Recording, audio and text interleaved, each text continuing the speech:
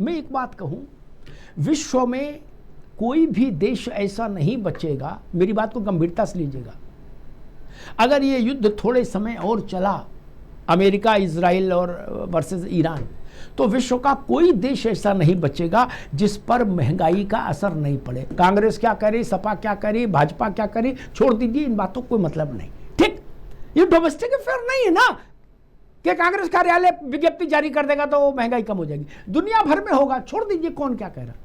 वैसे ही अपनी जानकारी बढ़ाइए, गूगल से, मेटा से पूछिएगा शो के बाद कि दुनिया में जब भारत के जमीन के इतर जाके बड़े युद्ध हुए तो पूरे विश्व में उस युद्ध का असर पड़ा या नहीं पड़ा, और अगर उत्तर आए कि हाँ पड़ा, तो आगे से ये बहस बंद कर दीजिएगा। ये बात थेटर है क्या, इसको थेटरोलॉजी बोलते हैं। एक बार नीतीश जी ने हमसे कहा था कि ये थेटरोलॉजी होती है, अग्निहोत्री जी है, नीतीश कुमार जब वाजपेयी जी की सरकार में रेल मंत्री थे, तो बोलिए थेटरोलॉजी है, तो ये थेटरोलॉजी ना करो, हम कांग्रेस से कहेंगे।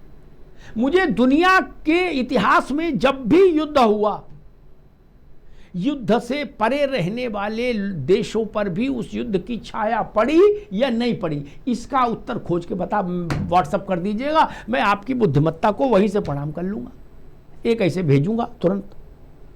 नहीं नहीं, आप ढूंढ ही नहीं पाएंगे, ऐसा कभी नहीं होता। इसलिए देश को बरगलाइए नहीं, ये देश तो सबका है। कल आपकी सरकार थी, आपके कुछ कर्म खराब रहे, आप वंचित हो गए, इनके कुछ अच्छे रहे, ये सरकार में आ गए, कल इनके काम खराब होंगे तो आप सरकार में आ सकते हो, लेकिन देश यही रहेगा, वोटर यही रहेगा मेरे भाई। ऐसा रिश्ता मत बना के जाइए, मुश्किल हो जाए। समाजवादी पार्टी के लोगों को सुनिए तो लग रहा है कि उनके पास अभी सरकार में वो होते तो 17-20 फायर झोंक दिए होते ट्रंप के ऊपर। अरे आप कुछ नहीं करते भाई साहब।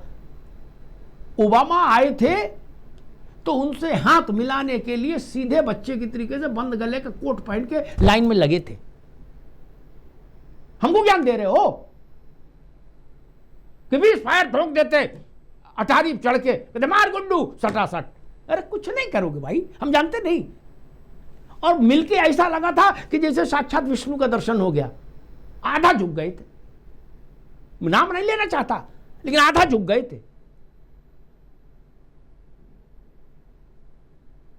जिन लोगों को बराक से मिलना था उस टोली में भी था,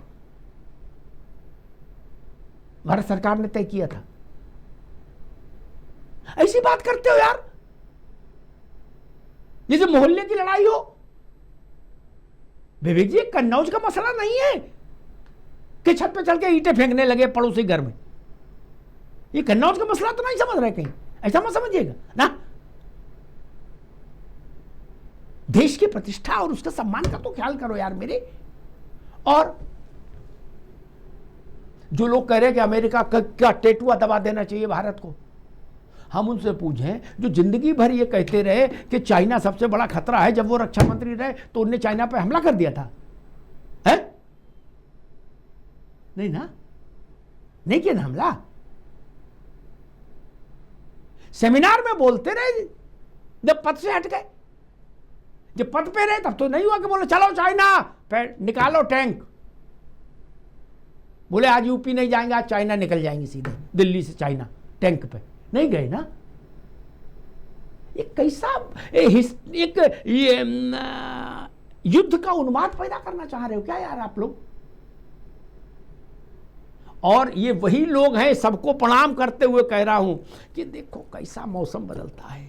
जब हम ऑपरेशन सिंदूर कर रहे थे, हम मतलब भारत, तो यही दल कह रहे थे ये बीजेपी वाले युद्धोन्माद पैदा कर रहे हैं, युद्ध से किसी देश का ऐसा नहीं होता, वैसा नहीं होता, युद्ध हाय हाय, पाकिस्तान को बचाओ। अब वो लोग कह रहे बेटा अमेरिका पे चढ़ जाओ। जो पाकिस्तान को जब हम कूट रहे थे, दबा के लतिया रहे थे, जुतिया रहे थे, तो आप सबको दर्द हो रहा था, आप सबकी मुहर्रम हो रही थी तब कि हाय हाय लला की लग रही है, अब ना मारो। अब आप लोग चाह रहे हो कि नहीं, नेतन्याहू को भी पटक के मारो और ट्रंप को भी मारो। मेरा मासूम सवाल इतना है कि जब आपके को सत्ता दी थी तो आपने उनके चौकीदार को भी कभी घूर के देखा था? नहीं ना। नहीं देखा मित्र। आप तो हाथ भी ऐसे मिलाते थे आधी गर्दन झुका के, हमारे तो आंखों में दृश्य है। हाथ भी ऐसे मिलाते थे कि लगता था कि अब कृत कृत्य भयऊ मैं माता, आशीष तब अमोघ विख्याता। बोले भगवती अब मैं कृतकृत्य हो गया, इस भाव से हाथ मिलाते थे। और आप दूसरे से कह रहे हो कि झोंक दो फायर, डोंट वरी। क्यों झोंक दे? हमारा कोई लेना नहीं देना नहीं, हमारी जमीन पर युद्ध नहीं हो रहा, हमारे ऊपर युद्ध नहीं हो रहा, हमसे युद्ध नहीं हो रहा, हमसे क्या लेना देना? कल खामनाई मरा, ट्रंप कह रहे खामनाई का जो लड़का है बना है हम इसको भी मार देंगे। मार दो भाई, आपकी मर्जी, हमसे क्या लेना देना यार, ईरान वाले जाने। दूसरे के रायते में हमको मतलब पेटिए। ऑपरेशन सिंदूर में जो भारत के राजनीतिक दल कह रहे थे कि ये युद्धोन्माद पैदा कर रही है बीजेपी, युद्ध का उन्माद पैदा कर रही है, वही लोग आज युद्ध की धुन भी बजा रहे हैं। कह रहे भारत युद्ध में क्यों नहीं कूद रहा है। मैं एक ही बात कहूंगा सरकार से, कारगिल हमने जब एयर स्ट्राइक हुई थी तब भी बात मैंने कही थी, फिर दोहरा दूं, भारत में जो राजनीतिक कार्यकर्ता या खामेनी के हमदर्द, जो लोग ईरान कार सेवा के लिए जाना चाहते हैं, उनको सरकार अपने खर्चे से ईरान छुड़वाए। हमारे टैक्स का पैसा खर्च करो, हमें प्रसन्नता होगी।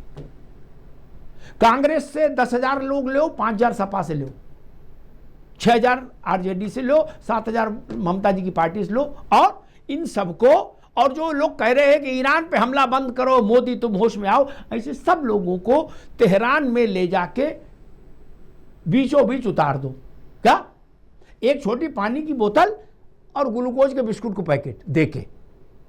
भारत उदारवादी देश है, ऐसा भी नहीं हो कि सूखे सूखे उतार दिए। छोटी बोतल पानी की और एक ग्लूकोज के बिस्कुट पैकेट दे के उतार दो। आप ईरान में सेवा करो, जब कार सेवा हो जाए, अल्लाह के फजल से बच जाए तो वापस आ जाइएगा, और नहीं बचे तो कुर्बानी हो जाएगी। ये इतिहास याद रखेगा कि कांग्रेस ने 10,000 कार्यकर्ता भेजे थे कुर्बानी देने के लिए। नहीं, अच्छा रहेगा। ईरान ताउम्र याद रखेगा कि भाजपा वाले तो बेकार थे, लेकिन असली तो कांग्रेस और सपा के तृणमूल के लोग थे जो यहां लड़ने आए। ऐसा कर लो।